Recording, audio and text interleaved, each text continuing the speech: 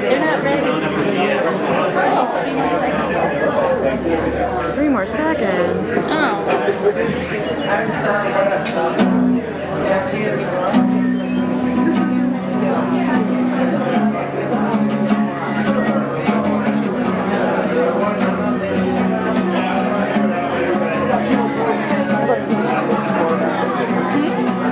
Hello, my name is Jason Williams,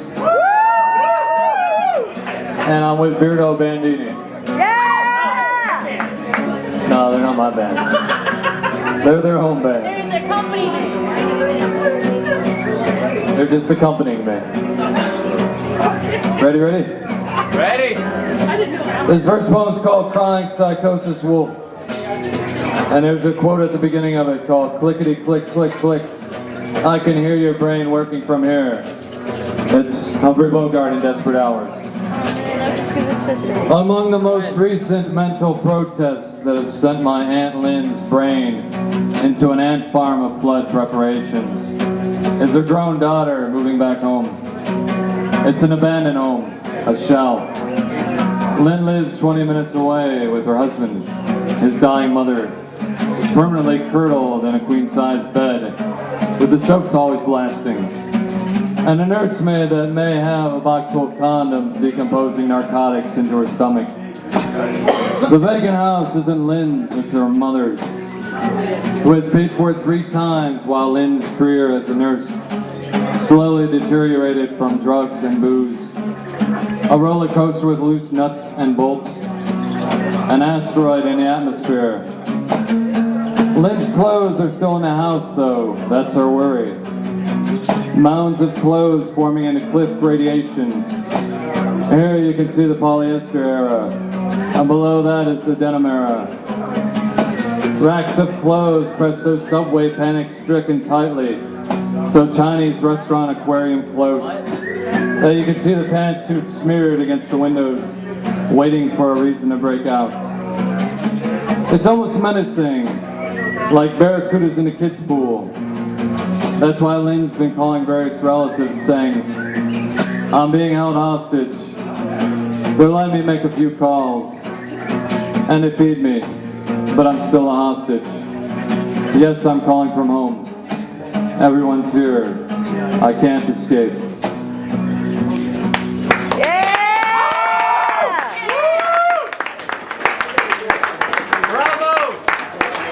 Thank you. This next one's called Abusive Relationships. Amazing Gary used his telemarketing skills to badmouth the restaurant's resident pianist. Tell me, he'd say with all sorts of roller coastering muscle twitches and head bobs.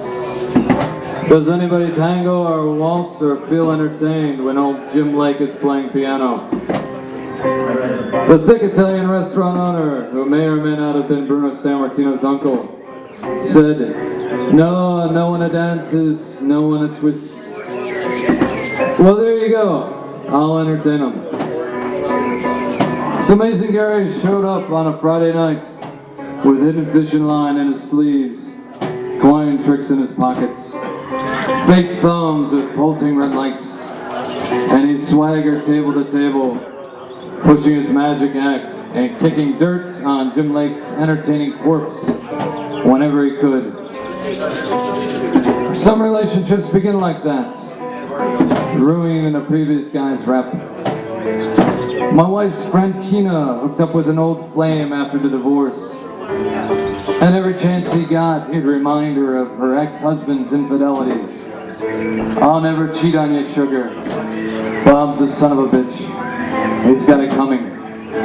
He'll get it from me one of these days for cheating on you. Of course, the new man, Dan, was a meth head and maxed out Tina's credit cards and hit 3 cars on a freeway while driving drunk.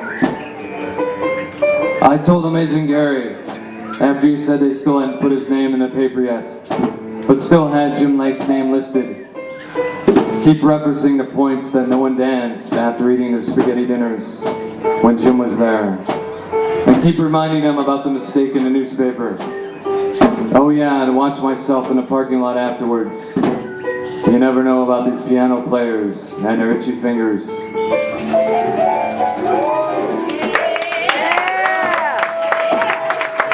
Thanks.